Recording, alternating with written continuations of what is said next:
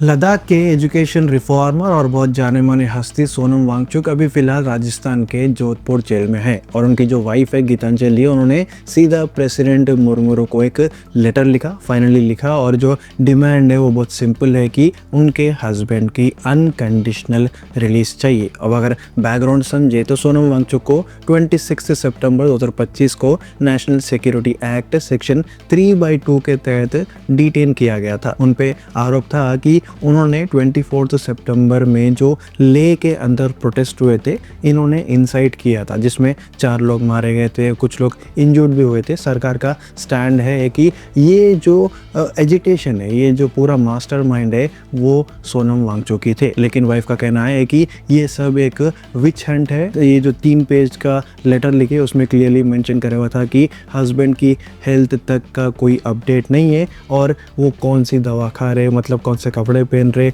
उनकी मतलब देखभाल कर रहे नहीं कर रहे, ये जो डिटेन है उसका रीज़न क्या है और वो वापस कब आते, कौन से प्रॉपर एलिगेशन से, ये सब की क्लैरिटी किसी को भी नहीं है। फिलहाल इंडिया में किसी को भी नहीं है। तो गीतांजलि का ये भी एक्यूजेशन है कि यहाँ पे उनके जो इंस्टीट्यूट्स है, जो HIAL, जो Himalayan institute of alternatives Ladakh है, उसके ऊपर भी प्रेशर बना रहे, स्टाफ से डिटेल्स पूछ रहे, फोटोज़ पूछ रहे, एड्रेस पूछ रहे। तो कहीं ना कहीं ये मतलब ना पूरा फैमिली पर टारगेट कर रहे, ये है उनका कहना। अब यहाँ पे जो इम्प्लीकेशंस है वो सीधे है, लद्दाख की डिमांड एक ही है, पूरे लद्दाख की डिमांड एक ही है कि स्टेटहुड चाहिए और जो 6th शेड्यूल प्रोटेक्शन है वो भी एक एग्रेसिव मोड में चल रहा है, क्योंकि ये भी उनको चाहिए। अब सवाल यही है कि ये डिसेंट को नेशनल सिक्योरिटी के कवर में दबाया जा रहा है, मतलब नेशनल सिक्योरिटी के मायने बोल के ये सब कुछ थमा रहे, या फिर ये सच में एक सिक्योरिटी थ्रेट है। मतलब जैसा बोले कि सोनम वांगचुक ना दूसरे